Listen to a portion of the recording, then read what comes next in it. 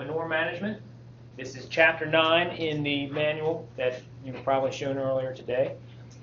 This one will be nice because a lot of it is going to be pretty straightforward. You just need to understand some of it about manure production. Some of the stuff that might cover chemistry and nitrogen cycling, Trish has already talked about today, so you'll feel like it's kind of a review. So you're going to have a lot of fertilizer options in manure management, in nutrient management, including manure, legumes, biosolids from commercial fertilizer, and this talk's going to focus on manure. It's chapter 9 in the Nutrient Management Manual, which if you want to go grab copies, you can get it off of University of Maryland Extension's Ag Nutrient Management Program. All the chapters are up there. So most of this, and I put the page numbers on a lot of here, you can pull it right off the pages and see where I got the information from. Some of it I've added in because if I thought you needed additional information, but this comes straight from that chapter. So there are a lot of benefits to manure application in the soil. And it's important to understand all this, not just the nutrient cycling, but when you're discussing as an advisor with the farmer, you want to understand all the benefits behind manure. The great thing about it is it recycles nutrients. If you take the manure from an animal and apply it to the land and it grows the crops and you feed the crops to the animal, you can cycle it in the system. Now, because of the possibility of excess nutrients, you usually can't put enough manure down to grow the crop. Would have to supplement, but it is a good way to cycle nutrients with the system. So we don't have to spend as much money on commercial fertilizer. You don't have to bring it in from outside the region. It doesn't have to be created. We use energy to create a lot of these fertilizers, the nitrogen and the commercial fertilizers that you'll talk about tomorrow. It improves the soil by adding its organic matter. It increases the organic matter content, and by doing that, it increases your cation exchange capacity, the ability to hold nutrients. Water holding, it stabilizes soil structure. So when your soil structure is stable and holds together, when it rains, it's less likely to break down and erode. It's also more likely to allow water to infiltrate through. So it's good for drainage. It can lower your bulk density, and it increases microbial activity. Remember, there's microbes in the soil helping cycle nutrients. So this addition of organic matter, this manure, can help stimulate microbes in the soil. It does also have risks. Pathogens, heavy metals, VOCs, volatile organic compounds, and pharmaceuticals, antibiotics, they can be in manure. More than likely, all you'd ever have to be concerned about is pathogens. And if you are to get into this business and you have somebody who is applying manure to vegetable crops, pathogens becomes an issue with food safety, but that's outside of this course, but it's something to consider down the road. For us, it's the bottom here. It's the excess nutrients if we don't manage this correctly. If you apply more nitrogen than the crop needs or the soil can hold, and it leaches out into ground or surface water. As Trish mentioned earlier, air quality is becoming a bigger issue, especially down the shore with the amount of chicken houses we have. Ammonia can come out of these chicken houses. And in fact, a lot of these manures can release ammonia, sulfur, methane, and as she mentioned before, greenhouse gases. But we're here to talk about nutrient cycling. It's something to remember. Now, in this state, we hear so much about manure that people probably know that there can be excess nutrients, but about 10, 15 years ago when you talk to people, they didn't understand. They thought, well, manure is organic, it's natural, so it doesn't pollute. Nitrogen from manure and nitrogen from commercial fertilizer can both leach out of the soil. Maybe the pathway, the speed of the loss is different, which is what you need to understand about manure, how quickly these nutrients are available, but they can still be lost.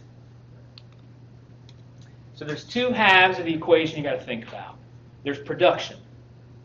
All these different animals are going to produce different amounts of manure. In this case, this is a swine lagoon from South Carolina. We have some dairy cows, that's in Wicomico County, and then a poultry house.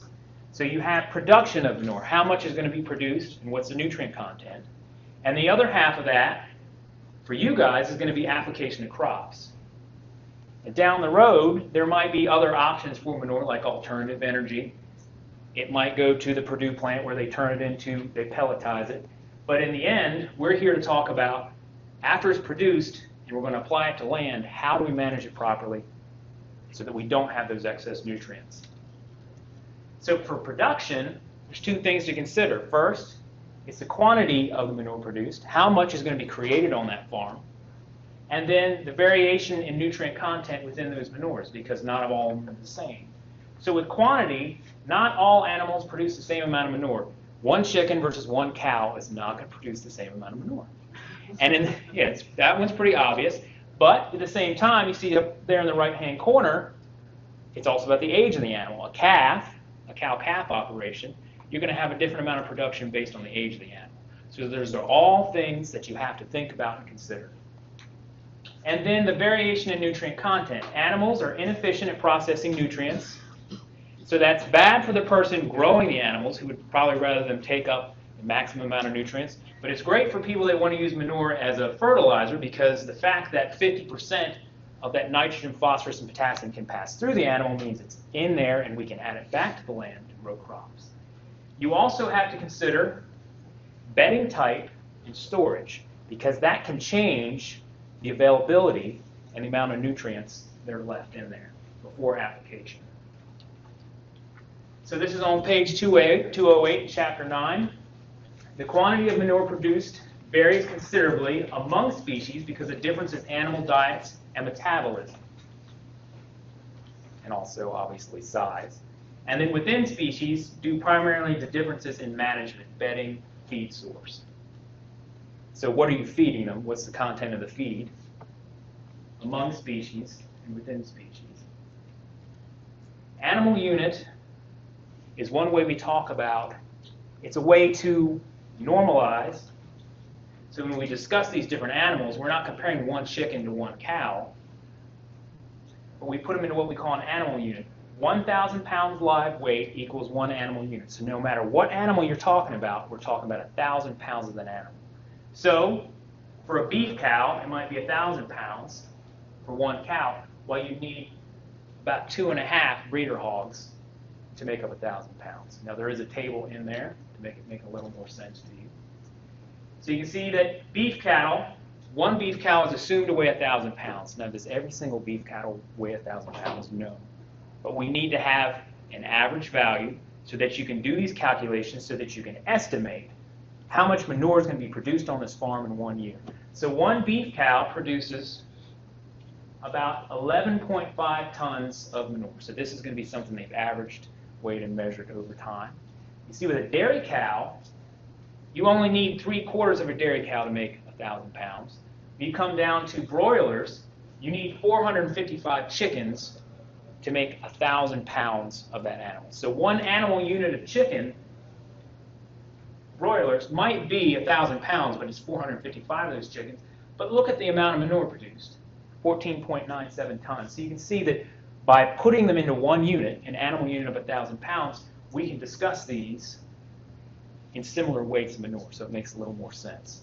This is where you're going to need to understand the difference in all this, because they'll make great math questions on the exam if they come up. They might ask you a question up the top there: how much manure is produced on a 200 cow dairy? You're not going to have to, I hope, you don't have to memorize these tables. You should have a table in there and be able to pull these numbers out. And one of the best ways, and this got me through classes including soil fertility when I didn't understand the questions, is you take that question and you pull out every single value and you apply the units.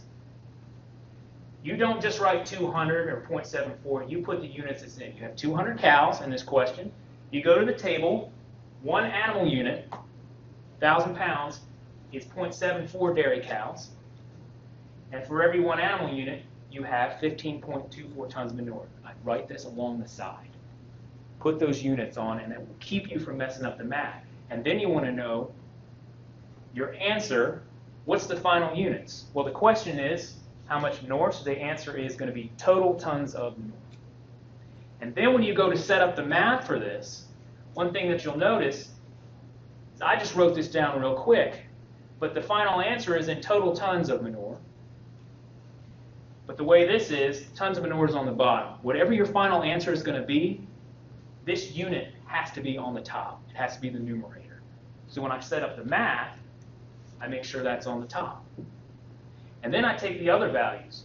You make sure that this AU dairy, the animal unit dairy, they're on opposite sides, numerator and denominator. If you do that, they cancel out. So if you follow that rule, when you're stressed out and you're going through this test and you're not sure how to do it, You understand how to do the math, but maybe you might get these backwards. That's how you can double check. Get your final units, put your final unit on top, and make sure every other unit is on the opposite side. They will all cancel out and the math will work out.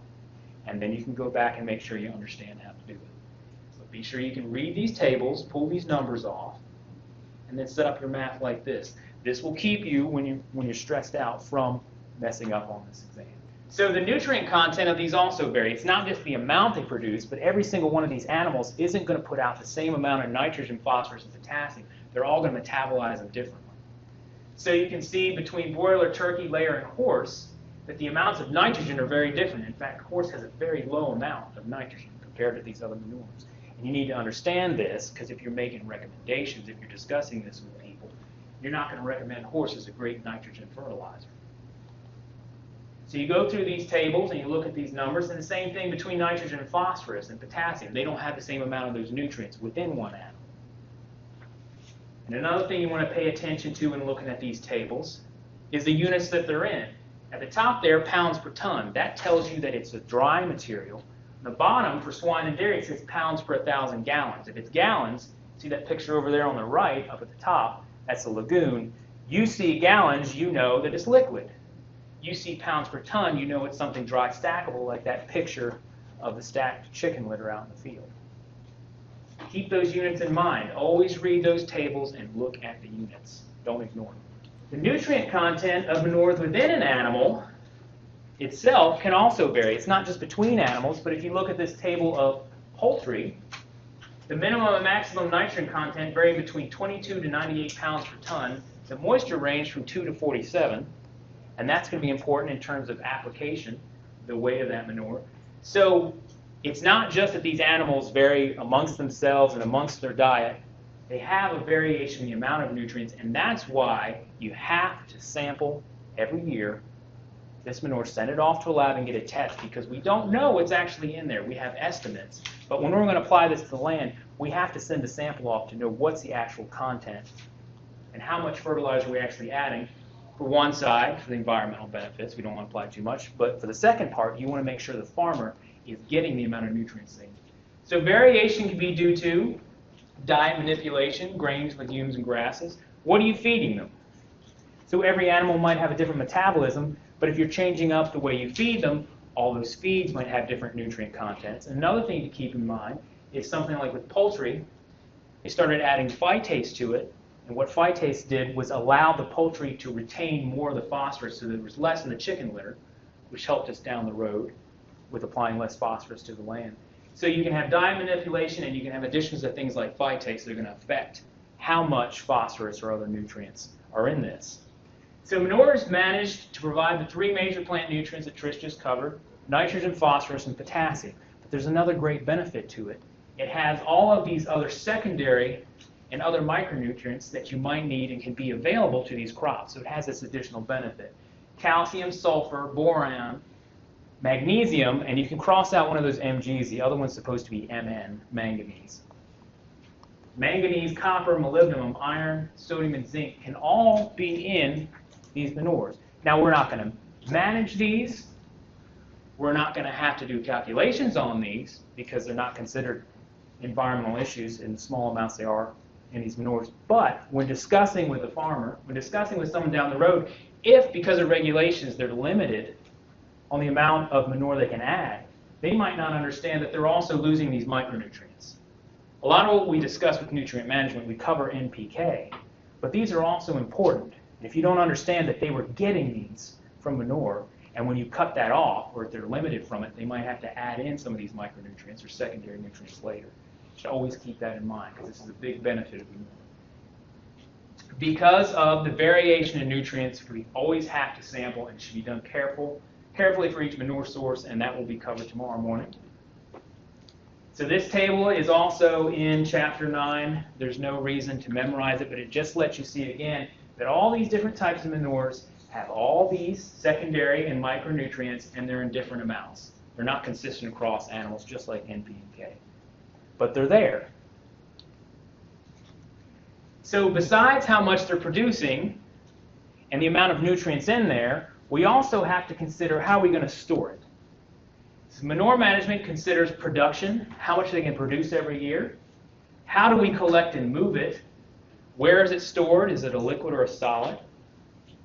Is it treated in any way? How are we transferring and moving around? And who's going to utilize it? Is it going to be utilized on that farm? Or is it going to be sold to another farm? Is it going to be sold to someone else who's doing it for alternative energy, or maybe the Purdue pelletizing plant?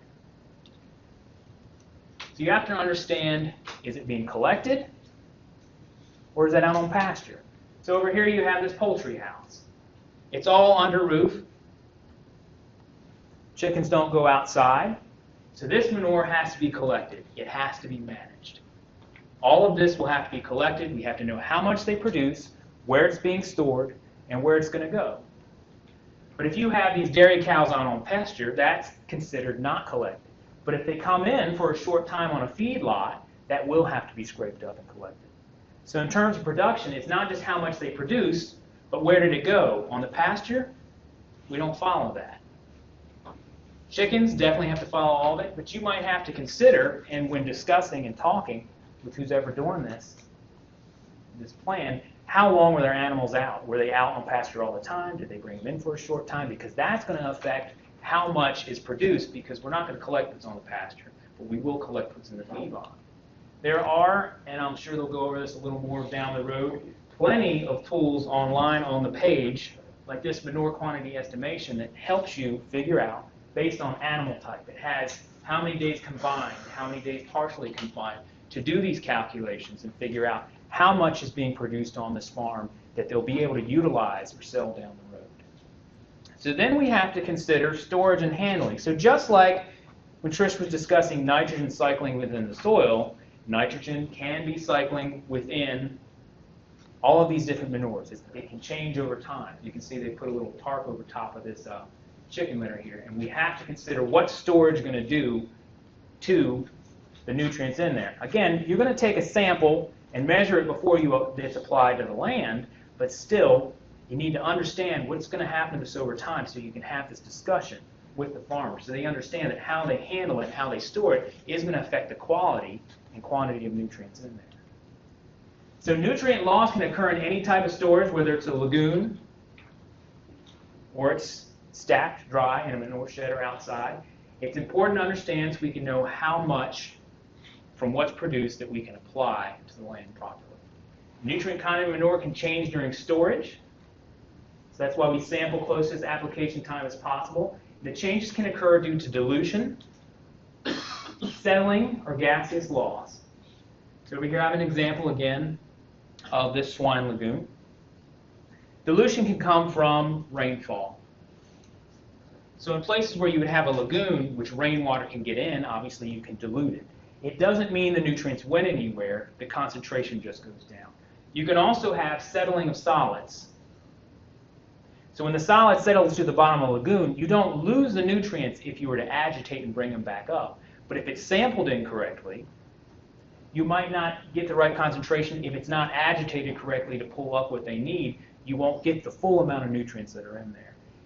The one way it is lost from a system like this would be a gaseous loss of nitrogen.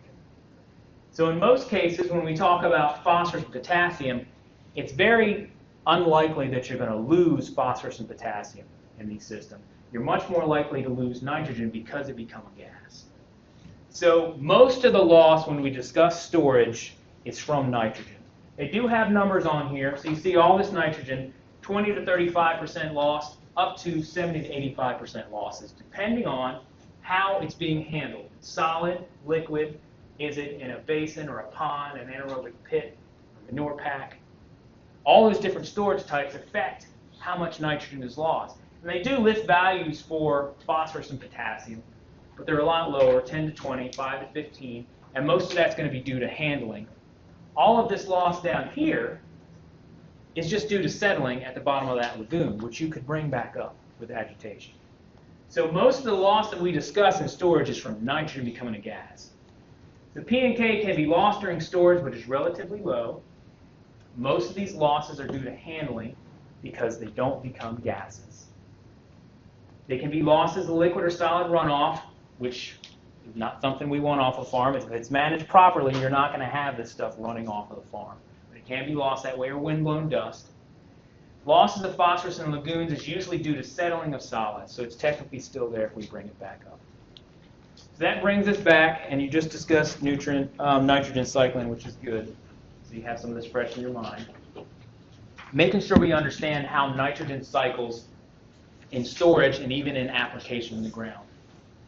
Nitrogen manures is found in two forms. It's either organic or it's inorganic. So it's organic, the fraction in dead plant and animal material, and it's found primarily in amine groups and uric acid. What that means is it's part of tissues. You're an organism. The nitrogen in your body is organic. For plants to have access to it, it has to be mineralized. So mineralization just means you take an organic form and turn it into a mineral form. Ammonium and nitrate. When they're released from an organic form, that's mineralization, and then they're available for plant uptake. Plants are very unlikely to be able to get anything out of a piece of organic nitrogen. It has to be released by microbes. So you have to understand there's two forms that are in manure. And like Trish said earlier, most of it in soils and in manures is going to be in that organic form. It has to be broken down and released. So that's why we call manure slow-release fertilizer, because over time this organic nitrogen is slowly being released by microbes so they can be uptaken by plants. So here is a broken down basic cycle of ways you can lose nitrogen. Nitrogen losses during storage can range from about 15 to 90%. It can be volatilized as ammonia as a gas. Then ammonium can become ammonia, be lost as a gas, just from manure, or even after it's mineralized. Some of the additional organic that's mineralized can become ammonia. It can be turned into nitrate, which can leach out. It shouldn't happen in storage, but it can happen in application.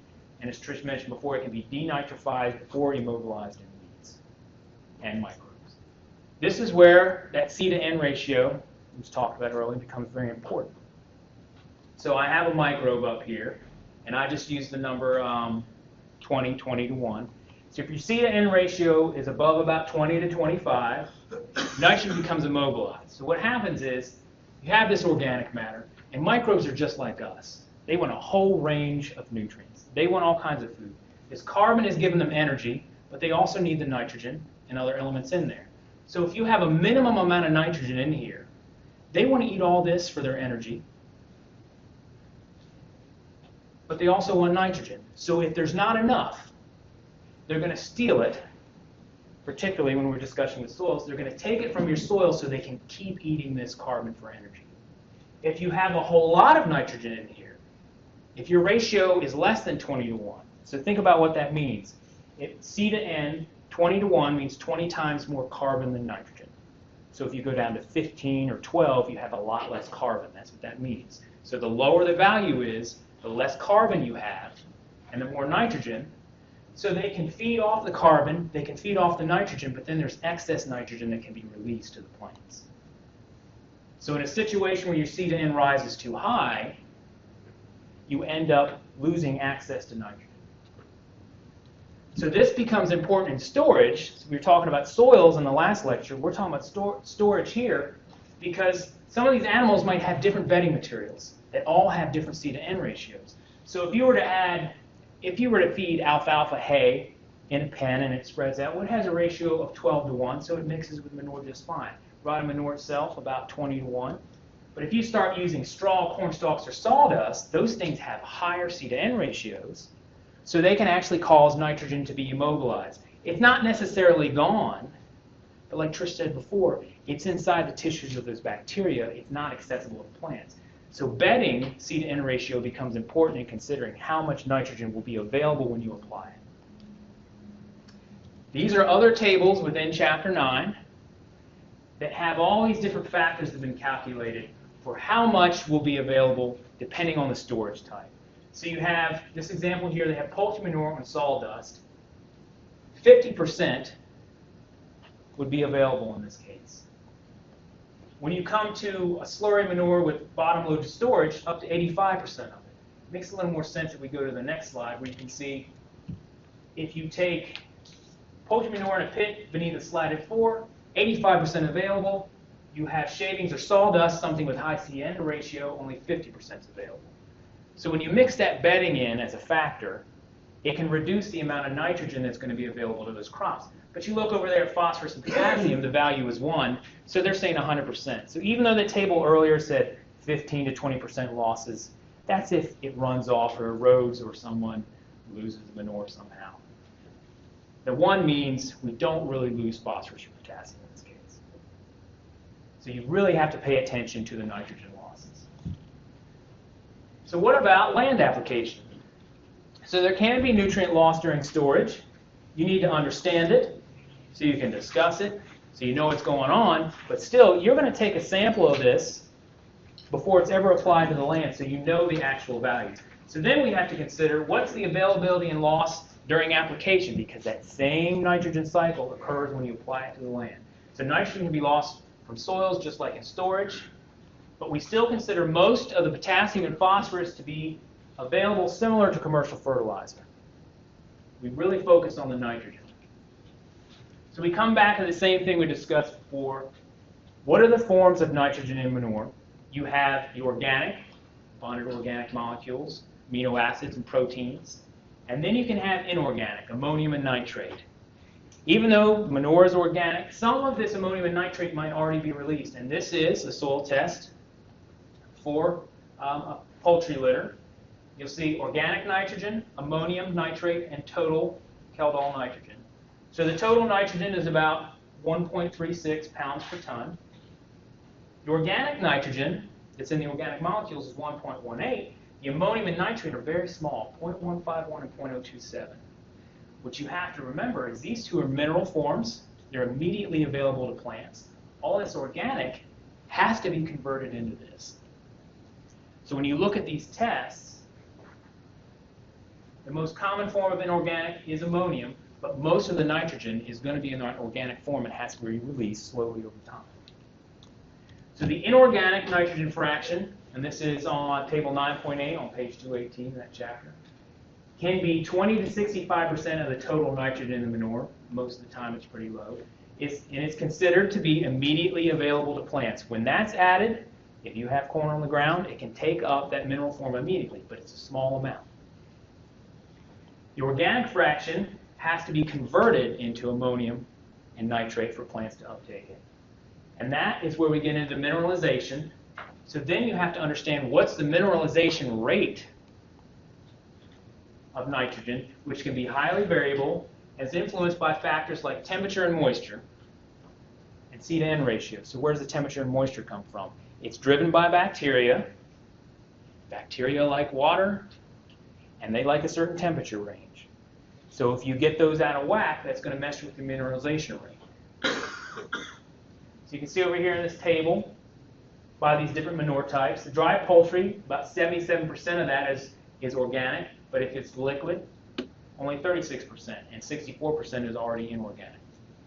Semi-solid dairy, 70% is organic. Most of them are pretty high. Semi-solid beef, 80%. Swine lagoon, 47 versus 53. So all these different amounts, not only do the animals produce a different amount of manure and a different amount of nitrogen, depending on the storage, you might have more inorganic that's already immediately available. Another reason we have to take these samples and tests. So mineralization is going to be that release of organic nitrogen from manure, and it's mainly due to microbial breakdown. This microbe comes in here to feed on this. If there's any excess nitrogen it doesn't need, it's going to be released. It takes some time, and this is where C/N ratio comes back in again. If you have these different bedding types mixed in there, you're more likely to have nitrogen tied up and not available if that C/N ratio is going to go above 25 to 1, 20 to 25 to 1. We have mineralization rates and tables. You're not going to have to go out and measure mineralization. You just have to know some values. These are tested in labs and in the fields to make sure we understand how quickly is this nitrogen going to be available and how much is available every year, because it's a slow release. So what this table is telling you here is page 218, table 9.9. For cattle, that first year of application, 35% of the organic nitrogen can be available. That can obviously range, but we have to have values so we can estimate for the field. A year after that, only 0.18 is available, and then the second year, 0.09. So one reason is we have less nitrogen in there over time because we're releasing it, and another reason is some of the nitrogen left is harder to get to. So over time, over this 2-year period, we actually continually add nitrogen from that manure, which is why we give nitrogen credits for manure. But all of these animals have, it's going to be based on the bedding and the type of manure, different release rates. So you can have a question on the exam that looks at, it's going to ask you, what's the mineralization of nitrogen as an organic material, and you're just going to have to come to this table and understand that these are rates of release. How much is going to be available in the first year, and in the second year, and then the year after that. So the different types of questions you can get on there might be what types of manure, what kind of storage, how much organic nitrogen does it contain, and what's the mineralization rate. You have to understand all these different parts so that when you read the question, you can pull it out and get it right. This would be a very long question, which you probably won't get, but considers all the different factors. How much nitrogen is released from sawdust and poultry layer after 0, 1, and 2 years in the soil? So there's a bunch of different stuff you can pull off there. The first thing, the amount of total nitrogen in the layers, table 9.2 is 59 pounds per ton. The storage factor for if you have poultry and sawdust needs about 50% of that nitrogen be available because the sawdust reduces its availability. And then we also have to consider how much of that is organic and needs to be mineralized or released, and it's 77%. And then you have the different mineralization rates based on this being poultry. The first year, 60%, then 0.15, and the second year, 0.08. These are pretty simple calculations. I just put them into a table across there. You multiply across, and you can see that the N released over time does drop down. This is probably the most complicated question you get. More than likely, you just have to do a very simple calculation where they would give you the amount of organic nitrogen, and you just have to understand what's being released, what's being mineralized, pull the mineralization rate based on what type of animal it is and what year they're asking, and just multiply it. But you have to understand the difference between organic and inorganic. You have to understand what mineralization is, that release of inorganic, and what's already available. Plant available nitrogen, or PAN, is a way that we combine these together. Some of this is already going to be covered. We covered mineralization, but now we also have to consider what happens with the ammonium. So plant available nitrogen is the amount of nitrogen available to crops during the first year following the application of manure. So it's going to be the sum of the inorganic that's already immediately available and then the percentage of the organic nitrogen that's going to be mineralized or released.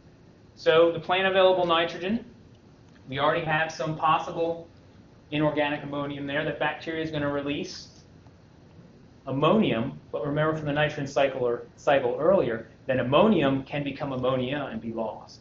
So we have to consider what's the loss of ammonia going to be. Volatilization is the loss of nitrogen as ammonia gas. Two major pathways, conversion of ammonium to ammonium and the conversion of urea to ammonia. Urea is a nitrogen-containing compound. It's rarely converted to ammonia upon catalysis by the ubiquitous enzyme urease. And there's the equation. The main part of this is to understand that that mineral form of ammonium can become ammonia. So we have to understand how is it conserved. So PAN, that plant available nitrogen, it looks at what we just talked about, how much organic is going to be mineralized, but it also looks at the ammonium that's there, how do we conserve that? So this is about release, how much is going to be released over time in plant available. This part is about that mineral nitrogen that's already there, that little bit of ammonium, how do we conserve and keep it? And what Trish mentioned earlier was about injection and putting it into the soil. That's where these factors come from, the ammonia conservation factor, FCON.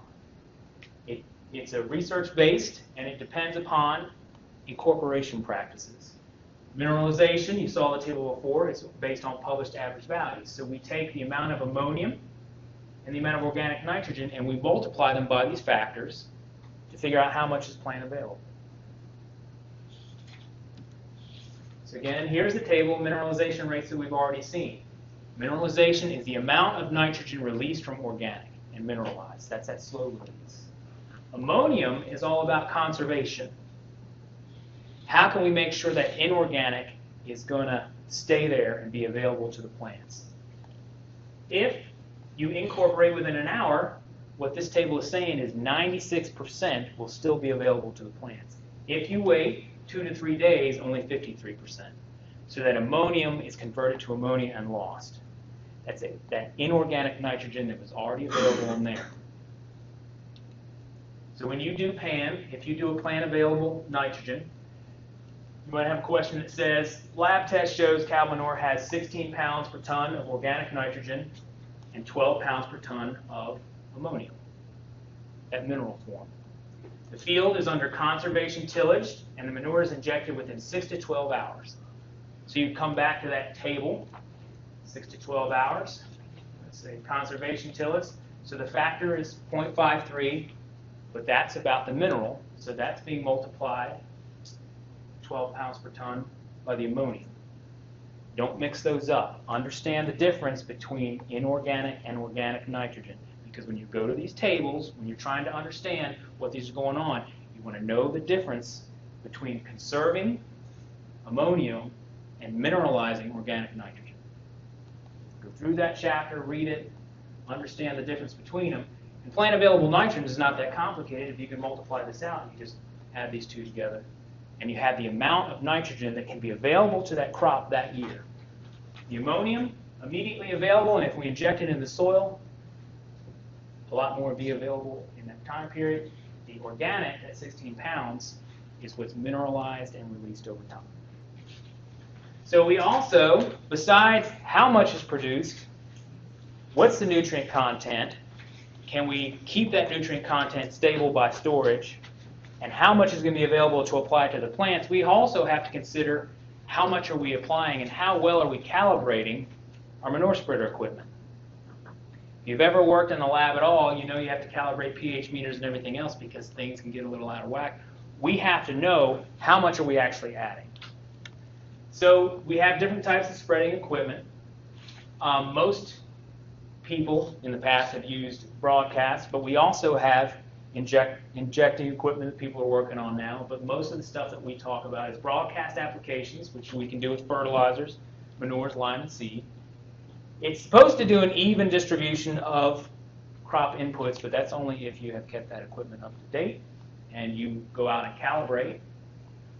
You have to understand that you must go the same speed, you must have the same PTO speed, and you have to put the same, let's say, if you understand the moisture content of the manure itself, everything has to be kept consistent so that when you're applying the same rate. Because legally, if you say this is how much nutrients you can put down, you have to understand exactly what that spreader can do. So we have a bunch of different ways to calibrate and adjust. One of the #1 things that happens when people come into my office is that they lost their manual. The nice thing about the internet is you can look them up. But these manuals are very useful. You have to understand how much does that manure spreader hold, because they can all be different shapes and sizes and volumes. And how exactly does it work, and do they have a method to help you calibrate that? So the manual itself can be very important, but some of the other methods that we have include calibrating by the tarp, swath, and loads per field. So proper calibration of manure equipment is a critical part of nutrient application, because if they get a visit from MBA, they're going to have to show that they calibrated their equipment and they understood how much they were adding. So if the recommendation was 2 tons of poultry litter per acre, they know that their applicator, their spreader, could do 2 tons per acre. Ways that you can test this: the first one, the tarp method. Place a tarp flat on the field, spread manure on that tarp, simply weigh what was on the tarp, you have the area of the tarp, and you have an application rate. So that rate's going to be tons per acre. So the weight is on the tarp. The acre can be gotten from the area of the tarp itself. The swath and distance method is simply driving down the field until you empty out the manure spreader one time. So you measure the width of where it was spread, the length it was spread, And if you know the weight of the manure in that spreader, then you calibrate it over a much longer area. And then the last method that they talk about is the loads per field method. You simply, if you have a 100-acre field, you keep going out into the field and apply as many loads of manure it takes to get across it, and then you go back and calculate how much you put out. The problem with this method is if you were wrong and you did a whole field, you have two problems. One, if you underapplied, you don't have enough nutrients. If you overapplied, then you're out of regulation. So while this method is the easiest to do, I'm just going to ride across that field, apply a bunch of loads, and then measure how much we're in those loads by the acreage of the field. Probably not the best for keeping it within regulation. So the tarp method, place a tarp on the ground. You take the manure spreader over top of the tarp. You do this 3 times, and you want to go the same speed. You want to have the same PTO speed, driving the same speed so that you're very accurate. Weigh the amount of manure on that tarp, calculate the area of the tarp, and you'll have a rate in pounds per acre. They have a table in there that has some quick conversions. That if you weighed, say, about 20 pounds of waste on a 6 by 6 foot tarp, your application rate was 12 tons per acre. So that's a quick reference so you can understand the difference, but really you're going to want to do this out in the field to be accurate. So the rate can be calculated by dividing the numbers of pounds of manure collected by the square foot of the tarp, and they actually have a conversion factor, so you don't have to look all these up, 21.78. So you take the pounds. In this example, you have an 8 by 8 foot tarp. You ran across it with a manure spreader. You had 8.8 pounds measured on that tarp. So that's the weight of manure. Your area is 8 foot by 8 foot squared. So the ton, the weight goes on top. 8.8 divided by 64 square feet, because that's 8 times 8. And that gives you 0.1375 pounds of manure per square feet.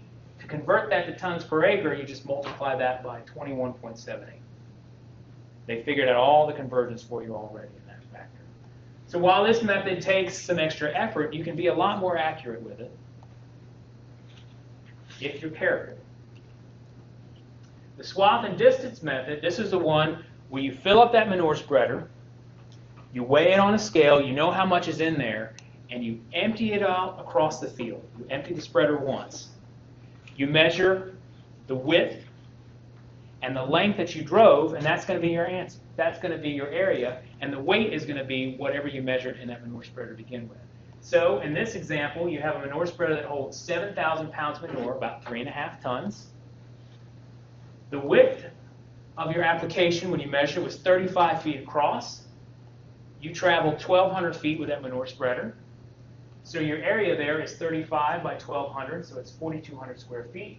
So 7,000 pounds divided by 4,200 square feet, multiplied by the conversion factor, 21.78, and you have your application rate for the swath and distance method.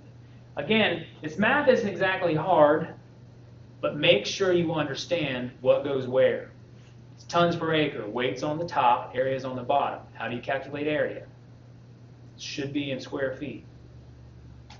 Square meters. And then there's the loads per field method. Determine the weight in tons of a load of manure. Determine the size of the field in acres, so say you have a 100-acre field. And the number of loads applied to that field. And then you have the total amount of loads you put out there. You know the acreage already, and you just divide the weight of that by the acreage. So in this case, again, we have that same spreader, 7,000 pounds of manure, is 3.5 tons. The field is 55 acres, and it took you 35 loads to apply to that whole field.